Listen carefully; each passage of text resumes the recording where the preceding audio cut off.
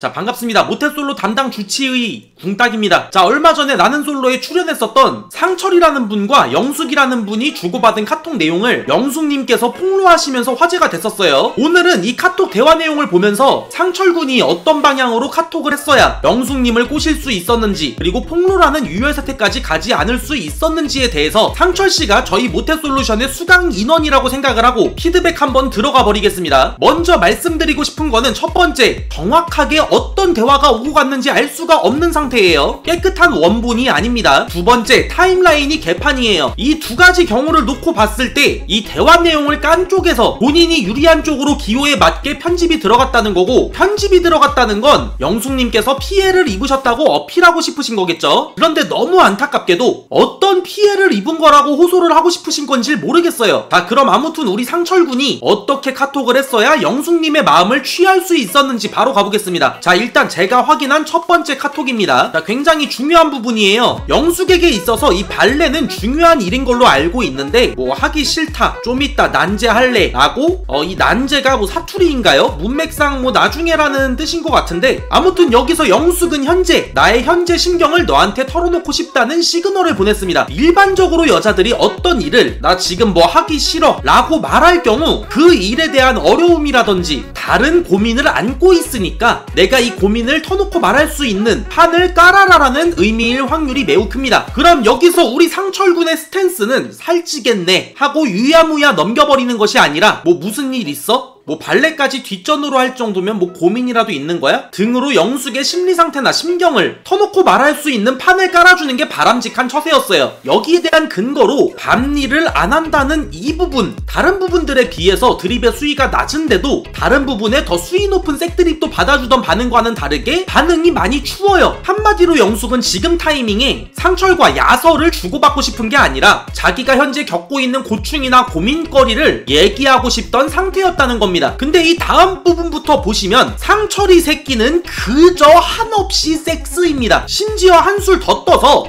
뭐 FWB 문화다 뭐다 아주 C8 뭐 가이드 빙의가 돼서 친절하게 문화까지 설명해줘가면서 본인과 이성친구로서 뜨겁게 한 사발이 약 올릴 생각 없는지 떡값까지 재고 있어요. 근데 영숙의 반응은 매우 안 좋죠. 이미 자기가 나누고 싶던 대화를 얼레벌레 제껴버린 걸로도 모자라서 이 새끼가 자꾸 이야기의 흐름을 멱살 잡고 섹스로 끌고 가려고 해. 심지어 미국에서는 친구 사이에서도 무탈이 원만하게 거사를 치르는 문화가 있다면서 매우 티나게 한사발이 해줄 의사가 있는가에 대해서 떠보기까지 합니다. 그래서 매 반응, 매 답장이 매우 부정적인 거예요. 만약 상철이 영숙의 고민이나 고충을 말할 수 있는 판을 깔아주고 나서 영숙의 이야기를 들어주는 스탠스를 취하고 난 이후에 근데 발레 안 하면 살찌겠네부터 같은 메시지를 보냈어도 영숙의 반응은 전혀 달랐을 거라는 거죠. 자, 다음 주요한 부분을 좀 볼게요. 영숙님께서 절대 헤어지지 않는, 깨지지 않는 남녀가 아닌 오빠 동생 사이 어떤데? 라고 말을 했습니다. 모든 카톡 통틀어서 현재 각자의 스탠스가 가장 적나라하게 보여지는 핵심적인 부분입니다. 일종의 쉬테스트죠. 한마디로 지금 타이밍에는 진심 어린 장문의 카톡으로 확신을 달라는 뜻입니다. 만약에 영숙이가 상철의 진심을 바라지 않는다면, 마음이 없었다면 오빠 동생 사이 어떤 데가 아니라 좋은 오빠 동생 사이로 지내자가 돼야 합니다. 자, 반대로 우리 상철씨의 스탠스도 여실히 보여집니다. 만약 영숙을 향한 마음이 깊었다면 여기서 마음을 돌리기 위한, 잡기 위한 노력을 보였을 거예요. 자, 근데 여기서 우리 상철군은 내랑 그래 하자고? 자, 이건요, 여기서 확신을 줬다간 관계가 깊어져 버리는 좆된 상황을 직감하고 깊은 관계 발전은 피하면서 원만하게 나랑 한따까리 할 의사가 있는가에 대해서만 교묘하게 떠본 발언입니다. 만약 여기서 영숙이 그러고 싶어? 라는 상철의 말에 대한 대답에 아니다라는 반응을 보였으면 어땠을까요? 아마도 상철군은 한층 더 심층적으로 적극적으로 떡각을 잡는 것에만 심혈을 기울이고 혈안이 되었을 거고, 만약 영숙이 그러고 싶다, 오빠 동생으로만 지내고 싶다라고 했으면 그때서야 장문의 메시지로 진정성을 어필하면서 얼레벌레 설득시키기에 들어갔을 겁니다. 이 두 가지의 스탠스 중에서 영숙의 반응에 맞춰서 플랜 A 혹은 B로 움직이기 위해서 그러고 싶어? 라고 떠본 겁니다. 자, 그리고 다음 영숙의 답장으로도 영숙의 현재 스탠스가 보여지죠. 그러고 싶어 라는 상철의 물음에 만약에 상철의 진심을 원하지 않는 입장이라면 그러고 싶다로 나와야 하죠. 근데 난 상관없는데? 라고 재차 한 번 더 떠봅니다. 아니, 이쯤 되면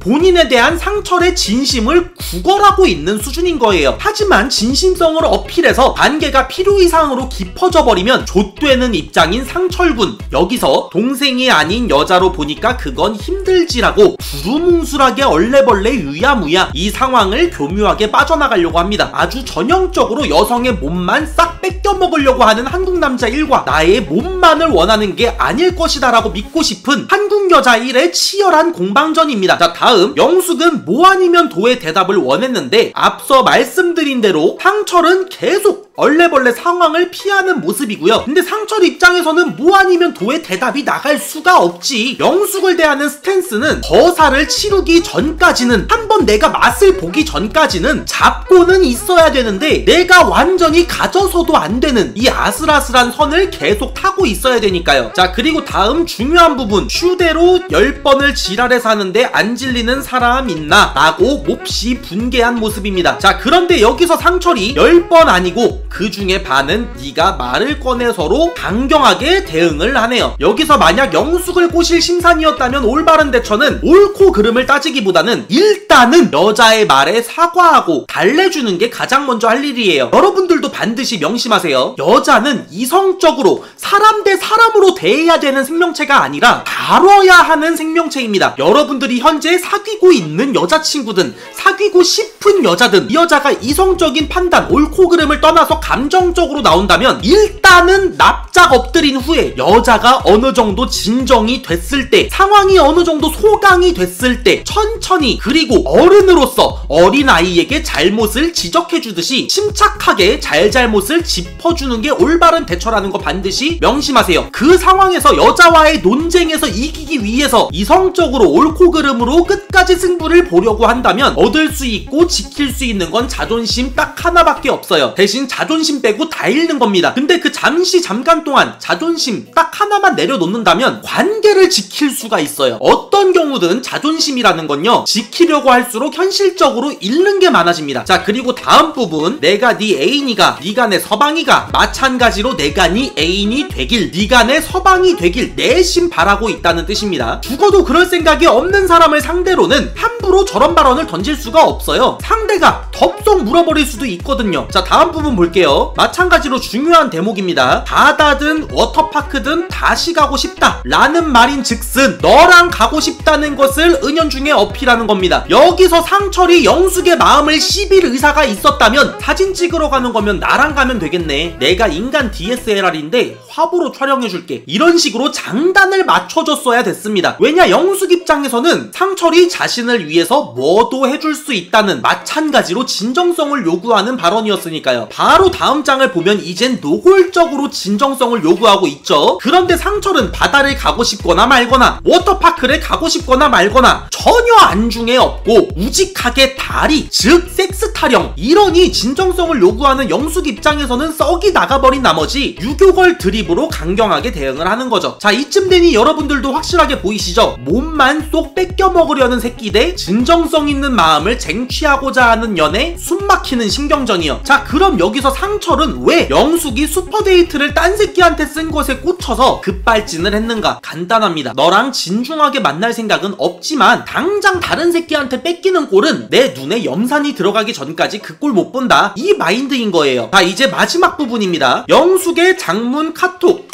대충 내용을 보자면, 아이고 저런, 우리 발정충 상철군이 여성 3명과 합동한 사실을 걸려버렸나봐요. 분명히 최악의 상황임에도 불구하고 영숙의 카톡 내용을 잘 살펴보면 충분히 판을 뒤집을 수 있었습니다. 최소 영숙의 폭로는 충분히 맞고도 남았어요. 지금부터 제가 우리 상철군에게 그 방법이 무엇이었는가를 알려드릴게요. 여기서는요, 진정성 있는 사과와 인정, 그리고 자신의 성숙하지 못했던 언행과 태도에 대한 반성, 여자 3명과 컨택이 있을 수밖에 없었던 최소한의 변명과 정상 참작, 그리고 마무리로 진정으로 본인이 마음을 가지고 있는 여자는 영숙이라는 이 내용들이 적재적소하게 들어간 장문의 카톡을 보내놓고 한 일주일 정도의 텀을 두고 재차 연락을 했다면 상철군은 다시 이전처럼 늘상 하던 대로 어디 떡각 한번 안 잡히나 호신탐탐 기회나 엿봤으면 이 사태는 절대로 발생되지 않았습니다. 자, 여기까지 우리 상철군이 어떻게 대처를 해야 했는가에 대해서 모든 피드백이 끝났고요. 제 생각에는 딱 한 번만이라도 영숙님의 장단에 맞춰줬더라면 우리 상철씨의 염원은 이루어지지 않았을까라고 생각을 합니다. 자, 오늘 준비한 영상은 여기까지고요. 감사합니다. 다음 영상에서 뵙겠습니다.